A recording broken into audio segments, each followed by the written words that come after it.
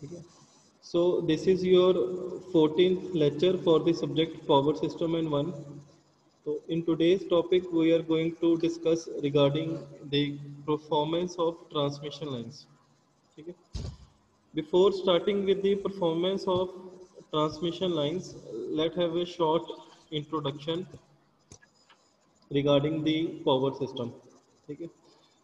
जब भी हम पावर सिस्टम का डिज़ाइन करते हैं, when we are designing the power system, हमारे माइंड में तीन चीज़ें काफ़ी इंपॉर्टेंट हैं while designing the power system. The first thing is voltage drop, the another thing is line losses and the last one is transmission efficiency. ठीक है. So there are three important terms, ठीक है, which is very important while designing the transmission lines. These terms are known as voltage drops, transmission line losses and efficiency of transmission. इन तीनों की values, voltage drop, line losses, transmission efficiency, इन तीनों की value कहीं ना कहीं greatly influence होती है by the constants of the line. So what are the three constants of a transmission line? The three constants of a transmission lines are R, L, C. ठीक है. इन तीनों कांस्टेंट्स की values के ऊपर हमारी transmission line के voltage drop, losses और efficiency जो है ट्रांसमिशन लाइन की कहीं ना कहीं डिपेंड करती है. ठीक है. सो हमने क्या करना है इस पूरे चैप्टर में? We are going to calculate how to find the voltage drop, how to find the line losses and how to find the efficiency of the transmission lines by using the RLC values. ठीक है.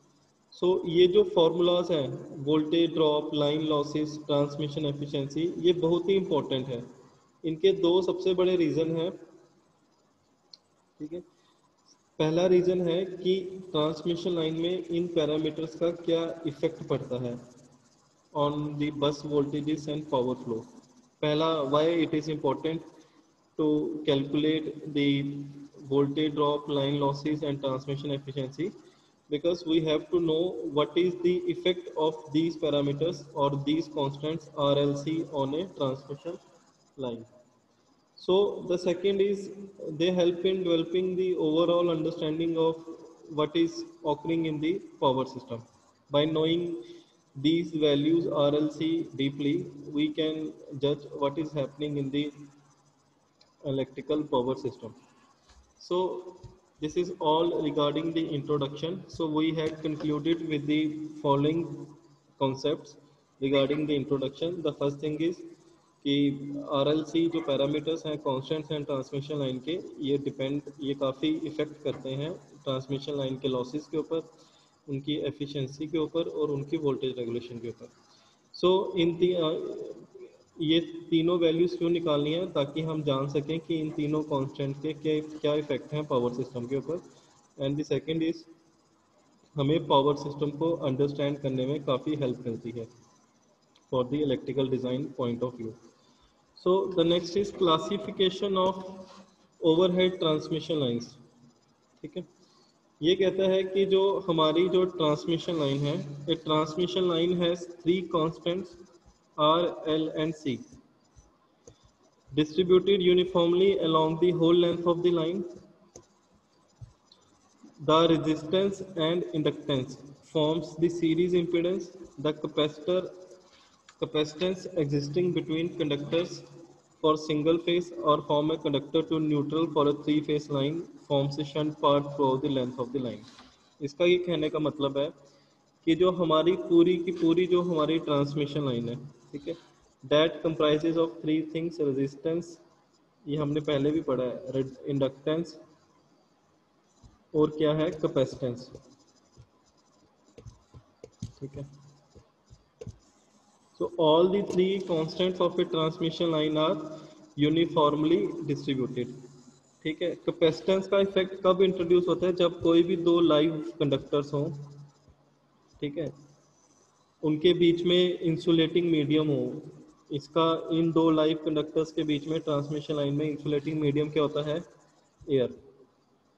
सो कोई भी live दो conductors हों उनके बीच का insulating material air as a dielectric medium act करेगा, so the effect of capacitance is introduced. ठीक है। So depending on this transmission lines are classified as short transmission lines. Transmission lines are classified as short transmission lines, medium transmission lines and long transmission lines. ठीक है। So short transmission lines कौन सी होंगी? Short transmission line वो होंगी जिनकी length 50 या 50 से कम किलोमीटर्स की होगी।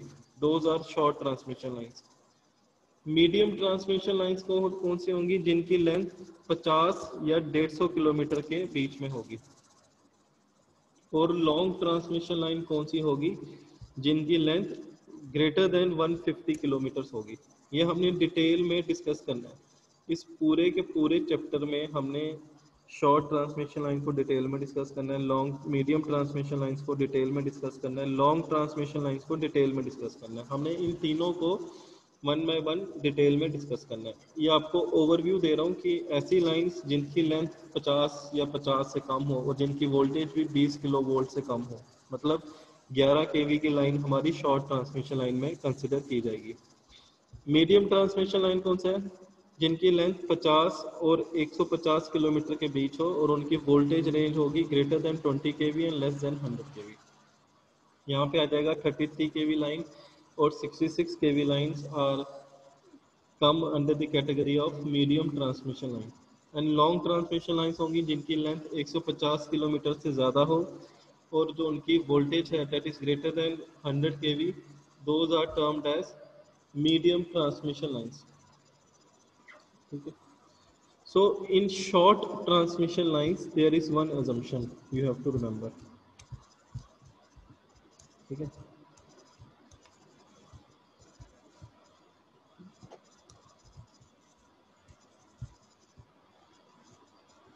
ठीक है। तो शॉर्ट ट्रांसमिशन लाइन में एक एजम्पशन की जाती है क्योंकि इनकी लेंथ जो है वो काफ़ी कम है, less than 50 kilometres as compare to other lines medium and long, और उनकी जो वोल्टेज है that is also comparatively low. ठीक है।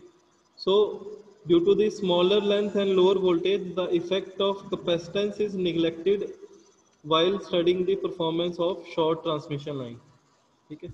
शॉर्ट ट्रांसमिशन लाइन में कैपेसिटेंस का इफेक्ट निगलेक्ट कर देते हैं हम due to the less length as compared to the other and the less voltage as compared to the other। So in short transmission line, while studying the performance of short transmission line, we only consider the resistance as well as inductance of the transmission line। But for the performance analysis of medium transmission line, the effect of resistance, inductance as well as capacitance, medium transmission line में तीनों parameters के effect को हम consider करते हैं। ये कैसे करते हैं कैसे नहीं करते वो हमने आने वाले लेक्चर्स में पढ़ना है डिटेल में। ठीक है, वो हम आने वाले लेक्चर्स में डिटेल में पढ़ेंगे, लेकिन फॉर द टाइमिंग, ठीक है, तो फॉर द टाइमिंग तो आपको ये कुछ चीज़ें हैं आपको याद रखनी है। जब हम कर रहे होंगे तब हम डीपली एक्सप्लेन करेंगे ऐसा क्यों, why capacitance effect is neglected in case of short transmission line, why capacitance effect is introduce in case of medium and long transmission line. कहने का ये मतलब है कि शॉर्ट ट्रांसमिशन लाइन में कैपेसिटेंस का इफेक्ट तो होगा लेकिन काफ़ी कम होगा। So we can neglect it for the analysis purpose. ठीक है, फॉर इजी कैलकुलेशन।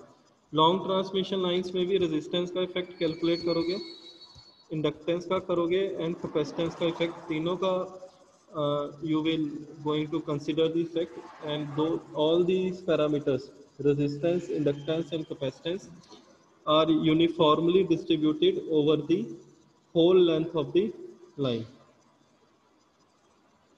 ठीक है। ठीक है, लेकिन यहाँ पे इनके कंक्लूजन्स में आपको एक और चीज़ को याद रखना है कि एग्जैक्ट सॉल्यूशन जो है जब हम कैलकुलेट करते हैं परफॉर्मेंस ऑफ ट्रांसमिशन लाइन, ठीक है, वो कंसीडर करता है कि जो कॉन्स्टेंट्स ऑफ द लाइन है वो लम्प्ड में नहीं है, लम्प्ड होता है इकट्ठा। ये जो डिफरेंट डिफरेंट रजिस्टर्स अगर कनेक्टेड हो सीरीज में, लम्प्ड का मतलब एक सिंगल रजिस्टेंस, इसको हम लम्प्ड नहीं कंसिडर करते, इसको हम डिस्ट्रीब्यूटेड शेप में कंसिडर करते हैं, that is uniformly distributed along the whole length of the line. ठीक है, सो एक रीजनेबल एक्यूरेसी भी आ जाती है अगर हम लम्प्ड शेप में कंसिडर करेंगे for short and medium transmission line. ठीक है, सो ये हम जो पूरी की पूरी चीज़ें अभी कही गई हैं ये हम डिस्कस करेंगे हर एक, जब मैं डीप में जाऊंगा शॉर्ट मीडियम लॉन्ग में, वहाँ पे हम ये शब्द डिस्कस करेंगे कि शॉर्ट में कैपेसिटेंस का इफेक्ट निगलेक्ट करते हैं, डिस्ट्रीब्यूटेड की जगह अगर हम लम्प्ड कंसिडर करें तो एक रीजनेबल एक्यूरेसी आ जाती है for short and medium transmission line, but for long transmission line the reasonable accuracy is not attained when we assume it as a lumped parameter. Lumped parameter होते हैं if there are n number of resistors or inductors or capacitors are connected in series or parallel, if we take them as single resistor, this category is known as the lumped form.